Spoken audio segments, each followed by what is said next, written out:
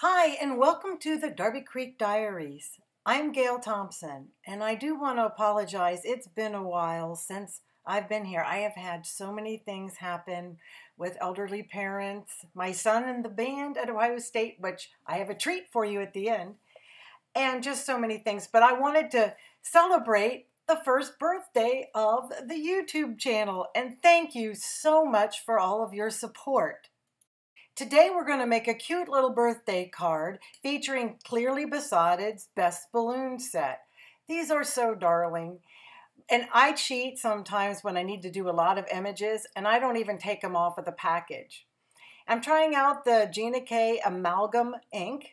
That's good for all kinds of projects. I don't know why I have the martini finger, that the little pointy finger. I think it's because I don't want it to get in the way. But anyway, you just stamp them out all at once by carefully laying them down and then put something kind of over the top and press. Kind of works as a little stamp press. And then lift it up, and there you have a bunch of images. Now for the background, I'm using the Mini Cloud, My Favorite Things stencil.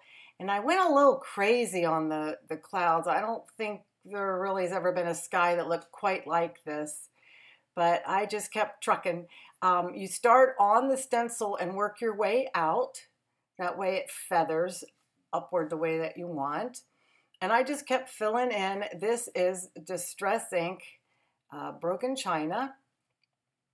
And I just keep, as you see, filling it in. And I don't really think clouds are overlayered like this. But hey, it's my imagination, and I can do whatever I want. And it is cheerful. And I'm just getting this finished up. You have 3 different edges on this to decide, so your clouds aren't all the same, which is really nice. And in my stash, I happen to have some pre-cut grass, so I don't know what paper this is from. And I used a My Favorite Things retired die, so you can also use Lawn Fawn one, and I'll have it linked below. I'll have many of the items linked below. And I'm just taking some Distress Ink and kind of giving a little bit of dimension, just using a different color of green. And then I'm going to use my Lawn Fawn glue tube to glue it on. Careful not to glue the actual grass part, because I'm going to tuck my elephant down in the grass so he's not, hovering above it. And then it takes me a second to get things straight. But that's the nice thing about liquid adhesive. You have a little bit of wiggle room. Not a bunch, but a little. And I'm going to be trimming this down using a My Favorite Things stitch rectangle die. And that'll bring the card's going to wind up being 4 1/4 by 5 1/2. As you see, it's a good thing I have that wiggle room. Even though I'm cutting it off, I don't know why I was being so fussy. So I die cut that out, and we're ready to place the animals. I colored these with Copic markers off camera because I feel that I would be doing you a disservice. My coloring is nothing special, and there are so many folks that do it better. So I just did some basic coloring on them. And I do love the amalgam ink. It doesn't smear with the Copic, so I like that. So I'm just kind of placing things. But now, in order to have images cut out, I really, especially when they are black stamped, I take a Memento Tuxedo black marker around the edges. It just gives it a more finished look, and it kind of makes them pop a little better off the page. But you do want to be very careful. I had a marker slip, and well, my elephant now has a bow on its tail. It just happens, and it's festive, so we're just going to go with it, because I was not going to recolor and restamp the elephant, because I'm just that lazy.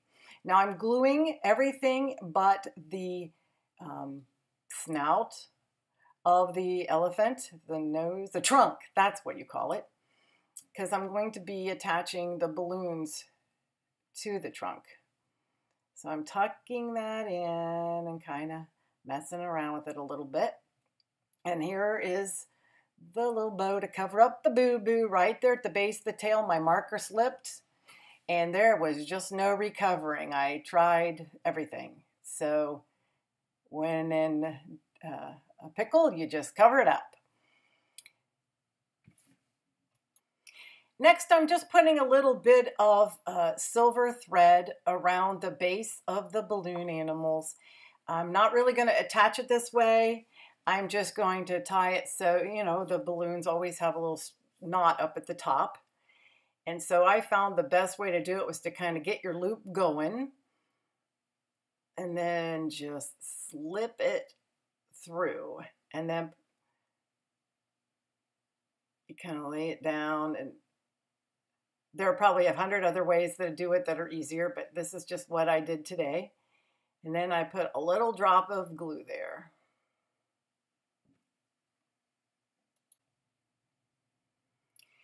So I decided to give that little bow some sparkle, since, you know, I'd already messed it up. You might as well glamorize it. And I just decided, well, let's make his little eyes pop. So Glaze pen does a really nice job. It gives you a little shiny raised dimension, and it makes their eyes pop. So I decided I would do that to all of the balloon animals. It only takes a second, but it adds a big pop to it. That's how you can see one was with and one was without.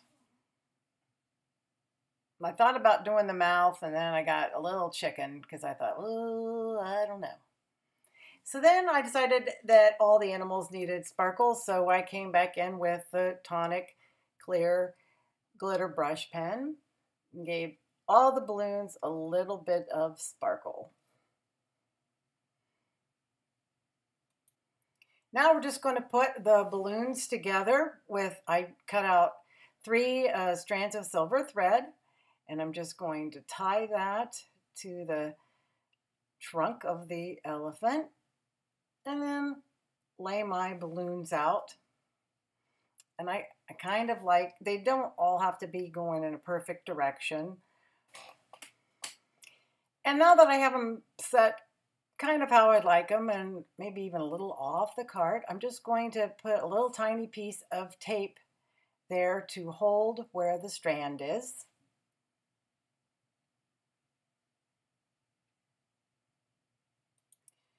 And now it's time for one more cloud, but that's where I'm putting the sentiment. And I'm just going to put a little happy birthday, and that is from the same set as the elephant.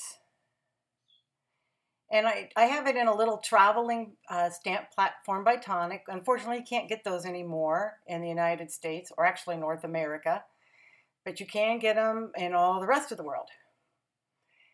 So I'm just stamping that in there. And I like to add a little bit of tumbled glass, which was actually the color for what I did on the clouds as well, not broken china. And I like to go around the edges of this so it just doesn't look like a flat white piece of paper. And you want to make sure you kind of tuck in the corners, but you got to be careful not to push too hard or you wind up having big glops on your front of your cloud.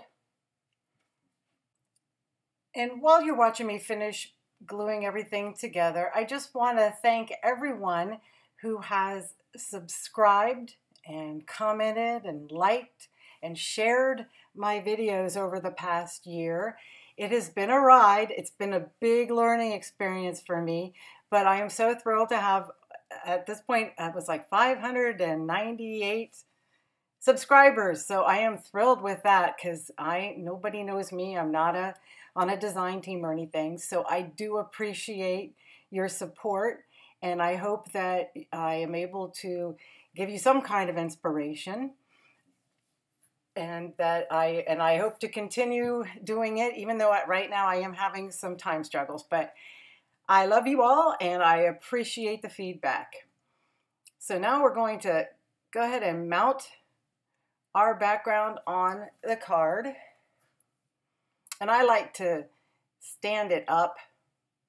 It kind of is easier for me to see. Oh, by the way, 2 of the balloons I popped up with a little bit of foam tape. Somehow I deleted that off. And then this is why I use the glue again. The glue tube from Fawn gives you a little bit of wiggle room. And there's the final card. I hope you enjoyed this card and that you'll make one yourself. And please consider subscribing, liking, sharing with your friends. And now here's the big surprise I was talking about. My son Taylor plays with the Ohio State Marching Band, and he is second from the right.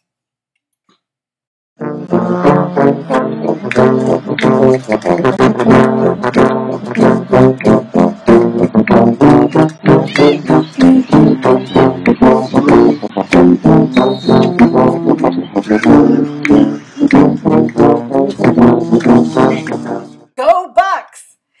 Here are a couple other videos I think you'll enjoy while I get a couple others ready that are just about done.